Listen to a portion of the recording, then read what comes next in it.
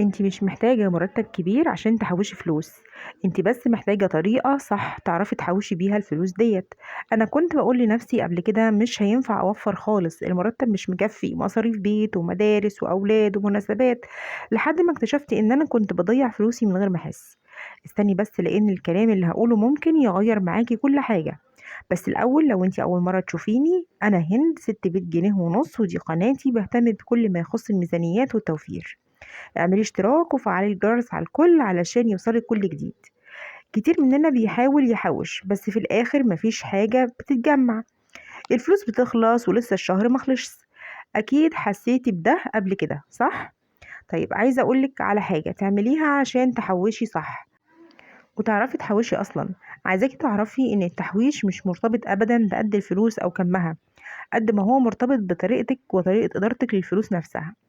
طيب تعالي بقى نشوف ازاي هنعرف نحوش فلوس. ركزي معايا وتعالي اقولك على شوية حاجات كده، لو عملتيها تعرفي تحوشي الفلوس، وهقولك ازاي كمان تحوشي الفلوس، او بمعنى صح تحوشيها في ايه.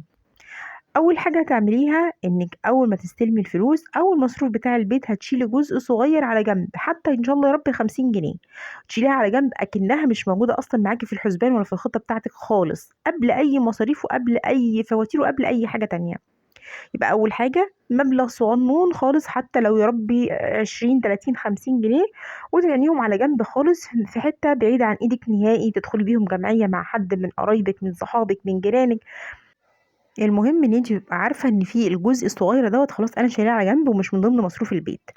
تاني حاجة هتعمليها وهي ان انت هتحددي هدف للتحويش. تسألي نفسك سؤال: انا بحوش ليه؟ ما تقوليش هحوش وخلاص او هحوش ابقى اعمل بيهم اي حاجه، لا، حددي الهدف من قبل ما تبداي التحويش. يعني مثلا هتقولي: انا هحوش عشان كذا، مثلا وليكن هجيب خاتم ذهب ان شاء الله، يا رب خاتم اطفال، يا رب يكون ربع جرام، يا رب يكون اي حاجه صغنطوطه خالص. هجيب سبائك اللي هو سبائك الذهب اللي هي ربع جرام ونص جرام، حوشي عشان اجيب مثلا جهاز ناقصني في بيتي، جهاز كذا عايزه اجيبه. يبقى او مثلا لو انت عندك بنوته هجهز حاجات لبنتي في جهازها. يبقى انت هتحطي هدف قدام عينك عشان خاطر الهدف ده هو اللي هيديكي الحافز ان انت تحوشي. ده بيخليكي متحمسة اكتر وتعملي وتكملي تحويش تعرفي تعملي في قرش او فلوس معاكي. تالت حاجة ان انت هتكتبي مصاريفك كلها، اي حاجة انت بتصرفيها من مصروف البيت انت بتدونيها او بتكتبيها في كتاب او كراسة او اي ورقة فاضية عندك. اكتبيها، هتتفاجئي ساعتها بان في فلوس بتطير في حاجات كتير جدا ممكن ما يكونش ليها لازمة. او عايزة اقولك ان نقطة الكتابة دي كمان وفرقت معايا جامد، هي والنقطة اللي جاية. رابع حاجة يا بنات ان انت توقفي المصاريف الصغيرة. يعني ايه المصاريف الصغيرة؟ في كده مصاريف بتطلع مننا يومية، بتبقى مثلا 5 جنيه 10 جنيه 20 جنيه. مثلا تجيبي حاجة شاي من بره، قهوة من بره، طلبات ديليفري، طلبات كده بسيطة صغيرة، سناكس للأولاد. الحاجات ديت اللي هي ام 10 و20 جنيه ديت، على قد ما هي ده ما جاتش على 10 جنيه، ده حاجة بسيطة، بس في آخر الشهر انت بتلاقي 10 على 5 على 20 جمعولك في الآخر مبلغ كبير. خامس حاجة عايزاكي تعمليها، وان انت لما تيجي تشتري بوعي. يعني ايه اشتري بوعي؟ يبقى انا عارفة انا بصرف ايه، وعارفة انا بجيب ايه، وعارفة انا بشتري ايه، وعارفة انا بشتريها ليه، عارفة ان انا هستخدمها في ايه. وبالنسبة للخزين برضو يا بنات، نجيب بالكميات، مش لازم الكمية تبقى اوفر تكفي وتفيض عندي. انا عايزة الحاجة اللي تكفيني، الحاجة اللي تمشيني الشهر بتاعي، اللي تكفيني، مش تفيض كمان لحد لدرجة ممكن هي تبوظ عندنا. تمام. طيب ايه تاني بقى؟ الحاجات دي كلها، الخمس حاجات اللي انا قلت عليهم دلوقتي، لو انت عملتيها هتوفر معاكي فلوس وهتبقى معاكي مبلغ كويس جدا. معلش، انت لو كل حاجه، انت لو وفرتي من كل بند من البنود ديت قيمه 100 جنيه، انت في الاخر، انا عندي 5 بنود، يبقى انا عندي كده في الاخر 500 جنيه انا كده حوشتهم خلال الشهر. طب دلوقتي خلاص انا حوشت وعملت مثلا مبلغ شهريا، مثلا 200 جنيه 300 جنيه 400 جنيه 500 جنيه، زي ما تعرفي تحوشيهم حوشيهم. انا عندي دلوقتي في ناس بعد ما بتحوش المبلغ ده بترجع تاني تاخده او تصرفه في اي حاجة تانية. لا، ابعدي بقى الفلوس دي عن ايدك خالص خالص خالص. قدامك 3 حاجات ممكن تعمليهم عشان خاطر تعرفي فعلا تحوشي وتمسكي قرش معاكي في ايديكي. اول حاجه انت ممكن تعمليها ان انت تدخلي نفسك جمعيه شهريه، يا رب حتى لو ب 300 جنيه في الشهر. عارفه يعني ايه ب 300 جنيه في الشهر؟ يعني انت بتدخلي ب 10 جنيه في اليوم. 10 جنيه يوميا لو انت شلتيها على جنب يبقى انت معاكي في الشهر 300 جنيه.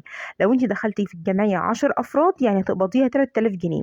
3000 جنيه ممكن تجيبي لك حته سبيكه صغيره، ربع جرام نص جرام زي ما هتجيب معاكي. تمام. طيب، تاني حاجة انك تجيبي حصالة كده صغيرة، عارفين اللي هي الحصالات اللي هي الصفيح، العلبة الصفيح اللي هي من غير مفتاح ديت يا بنات، وتحوشي فيها كل بقى فضية فاضلة معاكي 5 جنيه في 10 جنيه، وتسيبيها وتنسيها خالص. هاتيها كبيرة شوية وهاتيها ونسيها خالص، حطي فيها حوشي فيها، ولما تتقل وتتملي على الآخر ويبقى خلاص ما فيهاش مكان، افتحي الحصالة ديت وخديها، وخدي الفلوس اللي فيها. لو هي فكة كتيرة جمديهم من أي سوبر ماركت، وخديهم واطلعي جري على السايغ أو اللي بتشتري منه الذهب، وهاتي جمديهم فلوس، قصدي اسفه جمديهم ذهب. هاتي ربع جرام، هاتي خاتم صغير، هاتي حلقه صغيره لو مش عايزه تجيبي مشغولات، عشان خاطر المصنعيه يا بنات، لان بيبقى عليها برضو فلوس. فانت ممكن تجيبيهم برضو سبايك وتخليها عندك. ربع جرام مع ربع جرام هيعمل لك بعد كده جرامين وثلاثه واربعه. وطول ما انت وبعدين في حاجه عايزاكي تخلي بالك منها، ما تقوليش انا هحوش وابيعهم الشهر الجاي نهائي.